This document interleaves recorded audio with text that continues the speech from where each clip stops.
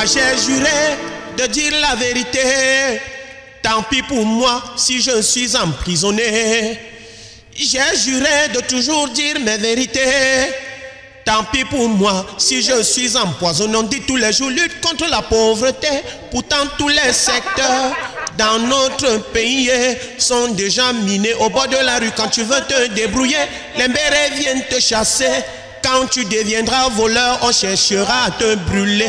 Tu vas à l'hôpital te faire soigner, on te donne pas un comprimé. Au ministère pour signer un papier, il faut toujours monnayer. Même les lions qui font notre fierté n'arrivent plus à rien gagner. Parce que les gens d'en haut, ils cherchent toujours à bouffer. Maliga mon manome oui. Je vais devoir donner la parole à Fidèle pour la présentation du troisième pilier qui est le pacte productif. Merci.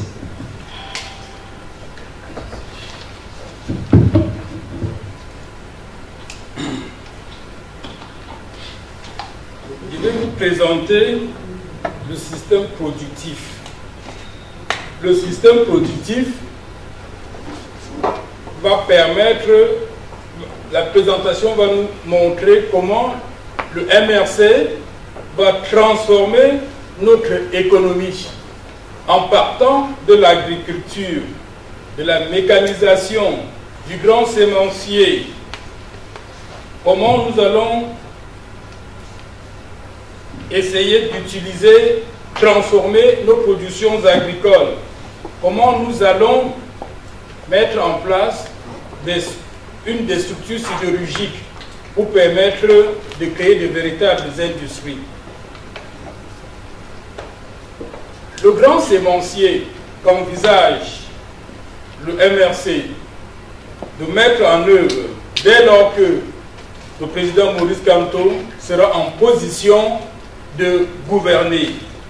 Le grand sémencier, c'est quoi? Aujourd'hui, le grand sémencier va consister à faire en sorte que dans différentes régions du Cameroun, nous ayons la possibilité que dans les centres de recherche, on fabrique des semences. Ces semences-là, si nous ne les avons pas, nous serons toujours liés à aller acheter à l'extérieur. Et pourtant, l'extérieur vient chez nous, prennent nos semences, nos cultures et les brevets. Et nous sommes obligés d'aller les acheter auprès d'eux. Exemple, nos parents avaient l'habitude, quand ils plantent le maïs, ils prenaient les mêmes grains de maïs pour replanter la prochaine saison. Quand on plantait le manioc, on prend une branche de ce manioc, aux prochaines cultures, on replante. Avec les semences qui sont brevettes, on nous lie comment? Nous sommes à chaque culture d'aller encore acheter. Donc le MRC va faire en sorte que le Cameroun puisse avoir la possibilité que ces chercheurs créent ces semences-là, les breveter et les donner aux nôtres, mettre à disposition à tous nos cultivateurs pour qu'ils puissent les cultiver et avoir les revenus. Et cela va nous permettre d'avoir notre vraie place de Cameroun, grenier de l'Afrique centrale. On va donc, il y a un schéma, le grand sémencier, qui permet de montrer comment on va créer ces semences-là, et il y aura des agriculteurs, après la recherche, qui vont les multiplier. Quand ils vont multiplier, il y a des entreprises qui vont les produire. Il y a des entreprises qui vont les produire, entreprises productives de semences. Quand ils vont les produire et les multiplier, il y a des distributeurs qui iront les vendre. Et les utilisateurs vont le faire. Ainsi, il y aura aussi des utilisateurs industriels. Comme vous voyez ici, vous allez par exemple à Truffaut, vous achetez des semences. Voilà, donc on va pouvoir faire ça au Cameroun. Faire en sorte donc, que nous disposons de tout cela. Ça, c'est le côté grand sémencier. Après ça, nous allons faire la mécanisation de notre agriculture. La mécanisation de notre agriculture va se faire en petite mécanisation et la grande mécanisation. La petite mécanisation, ça ferait peut-être des surfaces de 3 hectares. Et la grande, ça serait au-delà de 10 hectares. Que touche la petite mécanisation? Ça touche nos frères et nos sœurs, ça touche nos cadets qui au village doivent souffrir pour pouvoir cultiver, se casser le dos. Nous allons pouvoir, avec la partie technique, mettre à leur disposition des moyens de pouvoir faciliter les cultures. Dans une région comme le Nord, on va faire par exemple une culture attelée. On va mettre à disposition peut-être des bœufs qui vont permettre de faciliter, alléger ces tâches-là. Cela va toucher, parce que vous savez que les petits agriculteurs, ce sont eux qui font le plus gros travail dans notre pays. Ce sont eux qui ont fait du Cameroun le grenier de l'Afrique par leur production.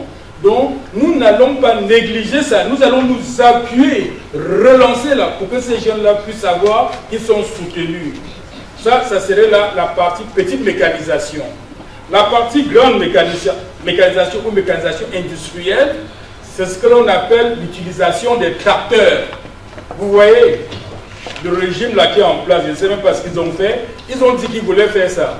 Au comice de Bolowa, ils ont dit qu'ils, le comice agro-pastoral de Bolowa, ils ont acheté des tracteurs, Ils ont mis dans, je ne sais pas si c'est la poubelle ou bien je ne sais quoi, ça pourrit là-bas, et on ne voit rien. Je ne sais pas s'ils avaient l'intention de développer notre Isaac de tracteur. Voilà. Donc nous allons acheter, permettre qu'au Cameroun, qu'on puisse assembler ces tracteurs-là. Si nous ne pouvons pas encore les fabriquer, nous allons les assembler. Les assembler, ce n'est pas difficile. Dès lors que nous prenons un moteur, nous faisons que, quand on, les lycées techniques, tout ça, où il y a les bacs F1, les bacs mécaniques, ils savent faire la chaudronnerie, ils savent faire tout cela.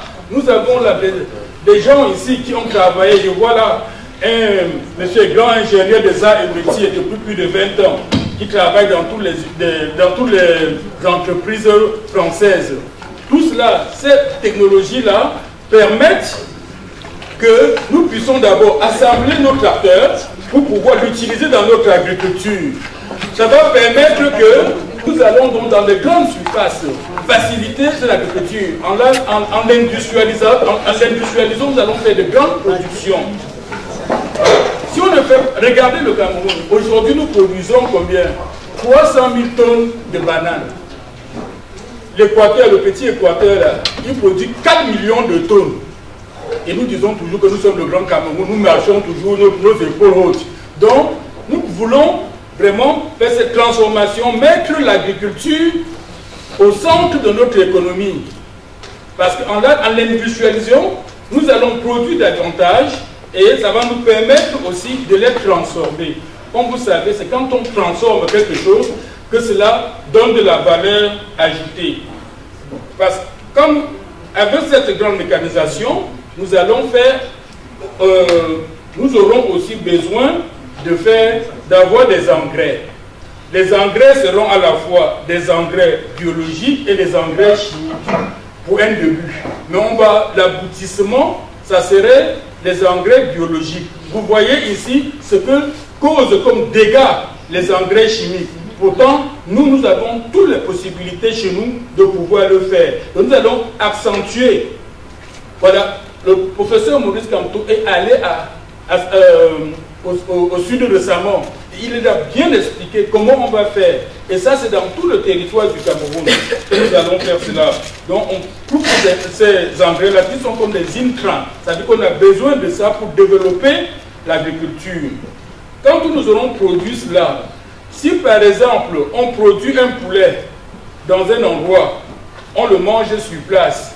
On produit la mangue, on le mange sur place. Si maintenant nous conditionnons ces produits-là, ça veut dire que nous mettons en place des usines qui vont fabriquer tous les nylons qui permettent, comment on appelle ça, les emballages qui vont permettre de faire ça. Si je fabrique mon poulet là-bas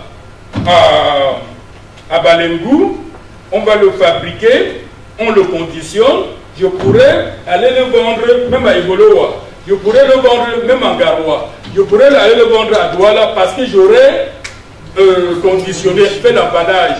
Quand nous allons ici dans les supermarchés, nous voyons des produits faits en Bretagne, des produits faits dans telle région. Si l'on n'avait pas procédé à ce conditionnement, on ne peut pas. Donc le MRC va faciliter, donner la possibilité que nous développons des usines pour mettre en place des moyens de conditionner nos produits. Regardez la tomate. Quand on produit la tomate, les agriculteurs se dépêchent de vite vendre avant que ça ne se gâte. Dès lors que ça dépasse un certain jour, vous voyez les prix baisser. Si l'on conditionnait, les conditionner veut dire quoi? Nous, on le met dans des boîtes. Alors, ça peut durer plus de jours et ça peut durer plus de jours et le prix ne baisse pas. Si l'on veut vendre sur le marché international, si le prix baisse, comme je l'ai mis dans mes boîtes, je peux patienter, je ne cours pas dans un délai court. Donc nous allons développer le conditionnement de nos produits. Voilà.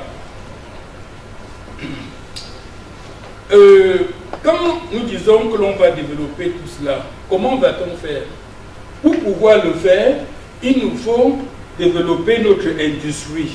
Notre industrie. L'industrie, c'est quoi? Notre industrie,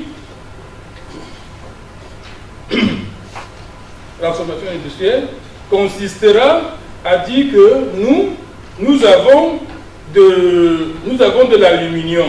Ça consiste à quoi? Ça consiste que quand nous avons une roche, Philippe, quand nous avons une roche, c'est cette roche-là que nous transformons pour pouvoir aboutir à l'aluminium. Donc nous les avons sur place. Donc nous mettons en place notre sidérurgie qui permettent de faire cela. Si ça, on ne peut même pas transformer à 100%, le professeur Maurice Kamto dit on pourra le transformer même 30%. Voilà, et ça va nous permettre de faire. Nous allons aussi transformer du sable pour faire du verre. Ça a commencé déjà, vous savez qu'il y a du soca-verre. Nous allons aussi faire de l'acier. Voilà. Et il y a aussi, sur place, nous avons la chance d'avoir du pétrole. Tout est pétrole en fait. En développant une filière chimique, cela va nous permettre de fabriquer ça, ce plastique-là. C'est du pétrole. Dans une voiture, il y a beaucoup de plastique. 70% d'une voiture que nous voyons là, c'est du plastique. Donc ça veut dire que le Cameroun pourra fabriquer, en développant une filière chimique, avoir des éléments pour pouvoir permettre de faire même des montages, vendre ça aux autres pays. Voilà. Ça, nous avons la chance d'avoir le pétrole. Mais qu'est-ce qu'on en fait aujourd'hui? On prend et on vend. On prend, on vend. Et on nous fixe les prix. Dès lors que nous avons transformé, ça donne de la valeur ajoutée, ça rapporte plus de richesses, plus de recettes. Regardez le Nord Cameroun. Il y a une partie au Nord Cameroun qui est abandonnée, on n'y cultive rien parce que c'est dit aride. Si nous allons dans des pays voisins en Afrique de l'Ouest, ce que l'on appelle l'acajou. En Côte d'Ivoire, mes amis ivoiriens sont dans la salle, en Côte d'Ivoire, on a des grandes cultures d'acajou. Il y a la noix d'acajou et l'arbre acajou.